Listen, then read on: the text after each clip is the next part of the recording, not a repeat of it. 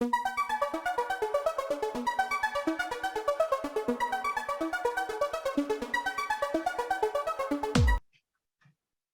आपको याद होगा कि हम लोग जब बात कर रहे थे क्वालिटी गुरुज के बारे में, तो Pareto chart, doctor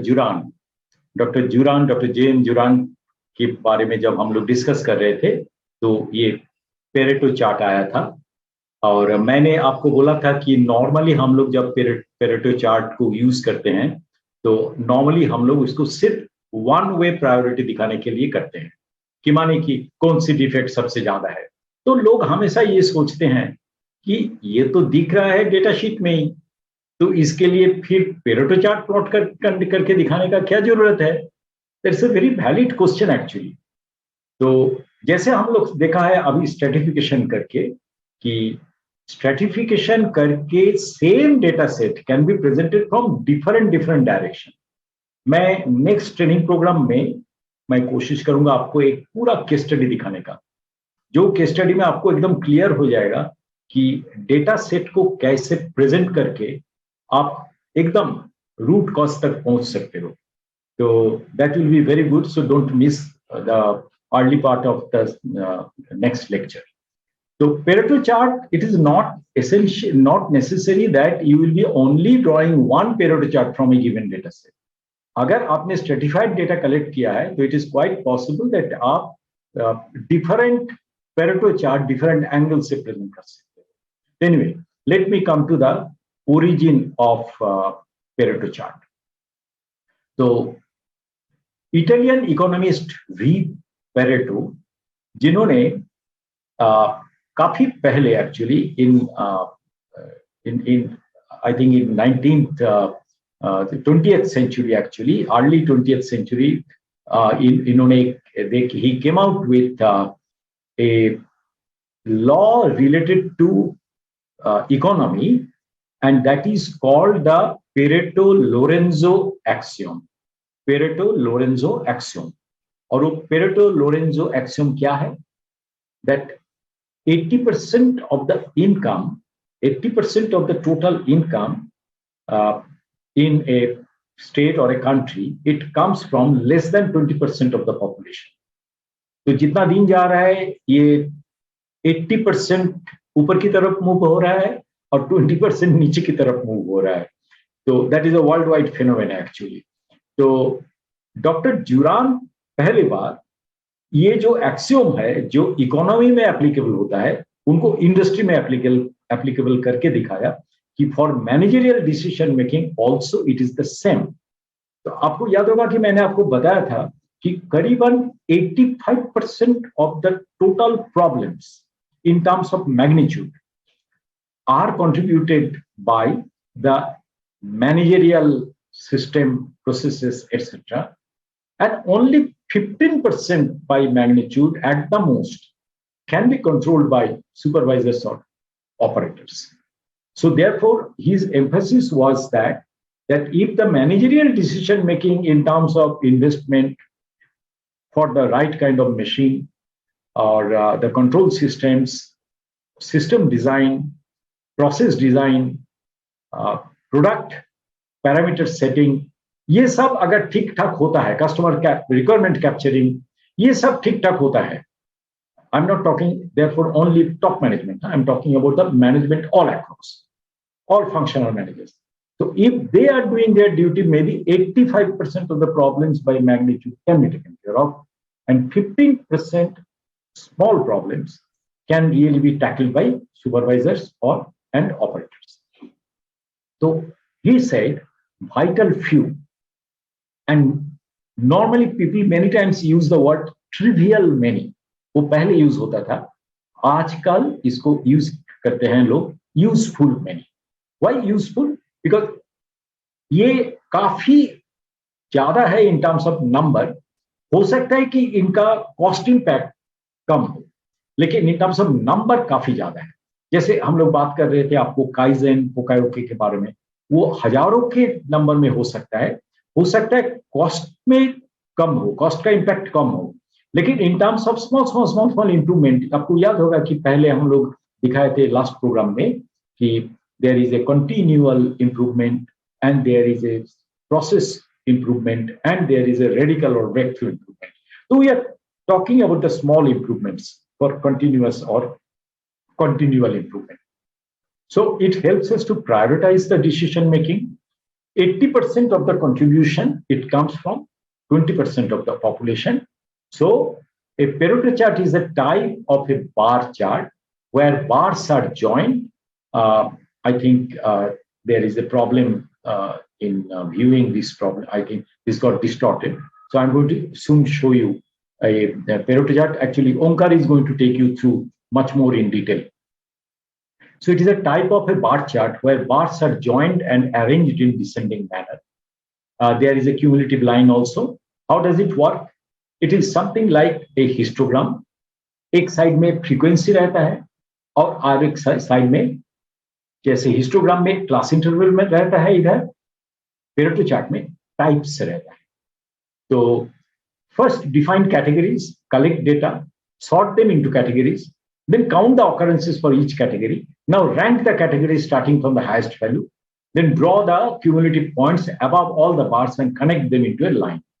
What is the use? Pareto charts are used to apply the 80-20 rule of Joseph Juran, which states that 80% of the problems are result of 20% of the problems. Okay, 80% of the problem impact is the result of 20% problems. A Pareto chart can be used to identify that 20% route which causes the problem, which causes bulk of the problem, 80% of the problem. तो आप इधर देख सकते हो कि raw data जो है वो इस साइड में हम लोग फ्रीक्वेंसी इन एब्सोल्यूट परसेंटेज और इस साइड में हम लोग सेकेंडरी एक्सिस में दिखा रहे हैं वही percentage, but we are showing you in terms of cumulative percentage. तो it is expected that at the end of the Pareto chart the cumulative line meets the 100%. उसका मतलब सारे के सारे data categories have been considered. The Pareto chart is a special form of vertical bar graph that helps you to determine which problems to solve in what order. So, हमेशा it need not be taken in terms of only rupees. Doing a Pareto chart based on either a checklist or other forms of data collection helps. It should be read as check sheet.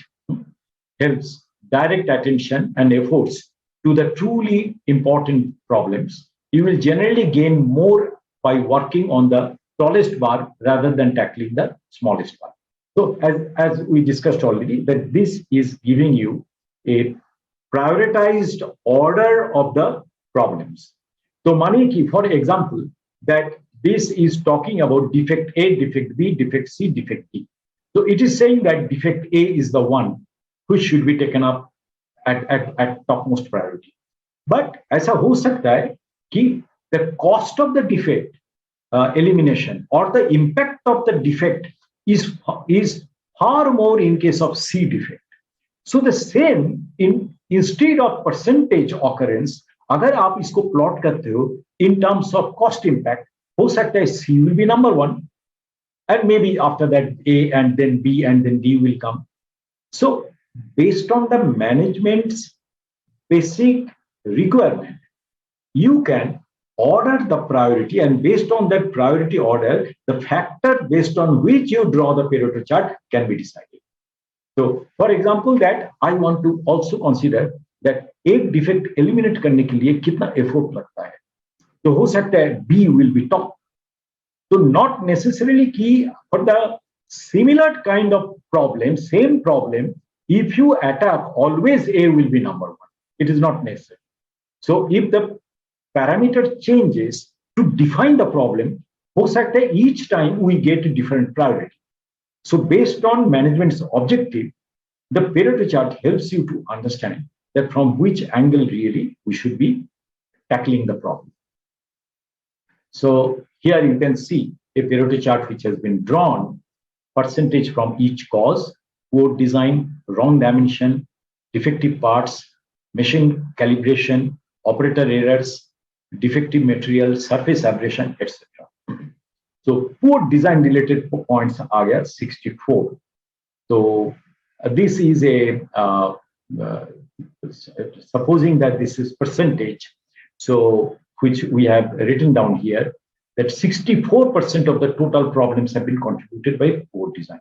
So it tells us that forget about other possibilities, focus on poor design elimination, and then use some other quality tool to analyze the poor design. हो सकता है कि you will start with now making a design flowchart and collect data at the different verification stage of design to understand that सबसे ज्यादा problem कौन सी stage में capture होता है. And then maybe you will, if you want to shift that problem occurrence, if it is happening downstream, that how do I capture the problem more in the upstream? So maybe you will introduce more checklist and also understand that based on the checklist through a check sheet that whether the occurrences of the defect are coming down or not. Maybe you will introduce a failure mode effect analysis in the early stage of design. So that will be another problem solving effort. Customer complaint के लिए भी आप कर सकते हो. Onkar, I think you can take over now.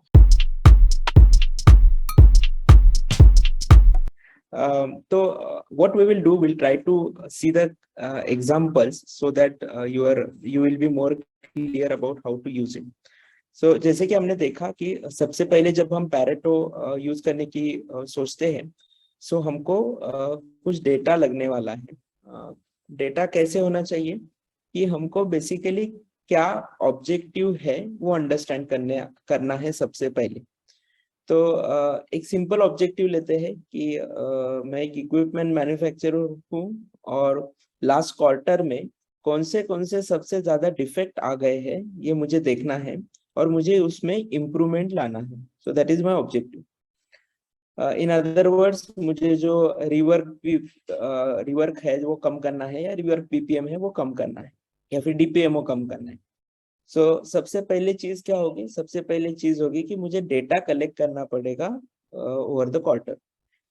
किस हिसाब से वो डेटा लाएंगे हम? शायद with the help of the check sheet, जिसको मैं more in terms of an tabular data करूंगा. जैसे कि यहाँ पे एक शीट डिजाइन किया हुआ है, एक डेटा शीट डिजाइन किया हुआ है. डेट, कौन सा ऑर्डर था, किस प्रकार का डिफेक्ट उसमें ऑब्जर्व हुआ था और उसके कुछ डिटेल्स है क्या. सो समझ लीजिए ऐसा मैं डेटा कलेक्ट करते जा रहा हूँ फॉर द एंटायर क्वार्टर. और बाद में एज पर माय ऑब्जेक्टिव मुझे देखना है कि मुझे मेरे इक्विपमेंट में जो रिवर्क आ रहा है वो बेसिकली. सो सोचिए 3 महीने का इतना बड़ा डेटा है and if I immediately get an objective कि मुझे रिवर्क कम करना है. सो क्या होता है जनरली जब ये डिसीजन होता है, तब जब सबसे हॉट टॉपिक होता है उसी पे ज्यादा ब्रेनस्टॉर्मिंग होता है और हमको वो लगता है कि वही हमारा सबसे प्रॉब्लम है, सबसे ज्यादा प्रॉब्लम है और उस पे हमको काम करना चाहिए. So it is always suggested कि आपके पास अगर डेटा है तो आपको उसका ठीक तरीके से एनालिसिस करना चाहिए और Pareto is the right first step which basically guide you कि आपको कहाँ पे हिट करना है नेल. तो ऐसे जब डेटा कलेक्ट किया हुआ है, then I will try to summarize it in this form. So देखिए over the last quarter corrosion के इश्यूज, टाइप ऑफ डिफेक्ट जो मैंने बताए हैं, करोजन मुझे 12 बार ऑब्जर्व हुआ है. शॉर्ट सर्किट के कुछ इश्यू थे, 10 बार ऑब्जर्व हुआ था करोजन, शॉर्ट सर्किट 12 बार and so on, right. So जब कभी भी मैं पैरेटो प्लॉट करता हूँ, this is just a small tip कि वो कैसे प्लॉट करते हैं. तो हम सबसे पहले इसको सबसे बड़ा वाला जो है वो, उसके बाद छोटा, दैट मीन्स उसको डिसेंडिंग ऑर्डर से हम उसको मैनेज करते हैं. देन उसका क्यूमुलेटिव परसेंटेज निकाल के एक्सेल में हम पैरेटो प्लॉट कर सकते हैं. सो ये अगर हम पैरेटो प्लॉट करें तो this is how it will basically look like and this line is basically my cumulative line. Cumulative line मतलब क्या? अगर वो 100 दिखाती है तो समझ लीजिए कि हमारा जो पैरेटो एनालिसिस है वो ठीक तरीके से हुआ है. और इसमें मुझे क्या देखना है कि जो कुछ भी इश्यूज मैंने मेंशन किए थे over the last 1 quarter, name plate issue और ये अलग है जो लिमिट स्विच इशू, ये सबसे ज्यादा मुझे दिख रहा है. अगर आप यहाँ पे भी देखोगे I think this is little bit some error over there. So यहाँ पे अगर देखोगे तो मेन इश्यूज बेसिकली हमारा था name plate issue and dimensional deviation and probably limit switch issue. So that is what is basically getting reflected over nameplate, limit switch and dimension. सब जब कभी भी मैं एनालिसिस की बात कर रहा हूँ तो मुझे सब इश्यूज पे एक साथ फोकस करने का नहीं है। मुझे सिर्फ जो टॉप 20% है जो कंट्रीब्यूट कर रहे हैं शायद 80% तक इश्यूज को उधर मुझे कंट्रीब्यूट करना है। सो यहाँ पे मुझे दिख रहा है कि टॉप 3 रीजन मेरे ये है name plate, limit switch and dimensional. So मुझे उसका ब्रेनस्टॉर्मिंग करना है, रूट कॉज एनालिसिस करना है, शायद कॉज एंड इफेक्ट एनालिसिस करना है, हर एक इश्यूज को लेके उसके रूट कॉज तक जाना है और फिर बेसिकली कुछ एक्शन प्लान इंप्लीमेंट करना है in order to improve my rework ppm.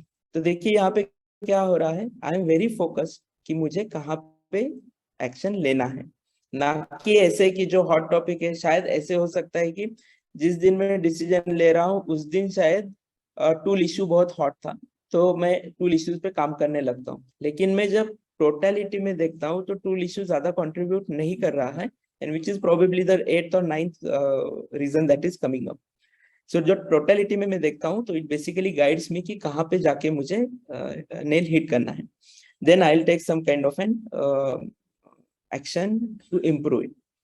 Pareto के बारे में बहुत बार ऐसे देखता हूँ कि टीम एक बार पैरेटो निकालती है देन इट गेट स्टक कि ठीक है एक बार हमने पैरेटो निकाल दिया तो हो गया। देखिए पैरेटो एनालिसिस सबसे ज्यादा इफेक्टिव तब होता है जब हम उसका आफ्टर इफेक्ट भी प्लॉट करने की कोशिश करते हैं, so that we get a correct before after analysis with the help of this Pareto chart. जैसे कि यहाँ पे मेरे जो रीजंस आए थे, जो मैंने काम किया है उसके बाद वो सही में कम हुआ है कि नहीं। जैसे कि यहाँ पे name plate, limit switch, dimensional थे तो मैंने कुछ काम किया, फिर से डेटा कलेक्ट किया और फिर से जाके जब मैं प्लॉट कर रहा हूँ तब जाके यहाँ पे मुझे ये पता चल रहा है कि जो नेम प्लेट, लिमिट स्विच के इश्यू थे वो अभी प्रायोरिटी में बाद में चले गए। 101% मैं आपको ये बता रहा हूँ कि वो 101% एलिमिनेट नहीं हुए, लेकिन वो अभी प्रायोरिटी में कम हो चुके हैं क्योंकि पैरेटो मुझे देख रहा, आफ्टर डेटा का पैरेटो मुझे देख रहा है कि अभी जो आपको ट्रबलिंग करने वाले इश्यू है वो है एलईडी या फिर कुछ शॉर्ट सर्किट या फिर कुछ अदर प्रेस करोजन एक्सेट्रा। तो देखिए एक्शन लेने से पहले अलग इश्यू थे, एक्शन लेने के बाद अलग issue. So abhi what Pareto analysis tells us, now if you want to attempt, you want to give your 100%, probably give to the focus which are basically the issues which are coming up in the top 20 reasons, right? यहाँ पे मैंने एक जान के data point लिखा है other, right? मैं बहुत बार जब कभी भी हम पैरेटो एनालिसिस करते हैं तो ये अदर बोल के रीजन रहता है वो टॉप में आता है, right? Now, if such thing is basically coming, आपको as a team, this Pareto chart is not going to help at all because other में बहुत सारे reason फिर से आ सकते हैं, right?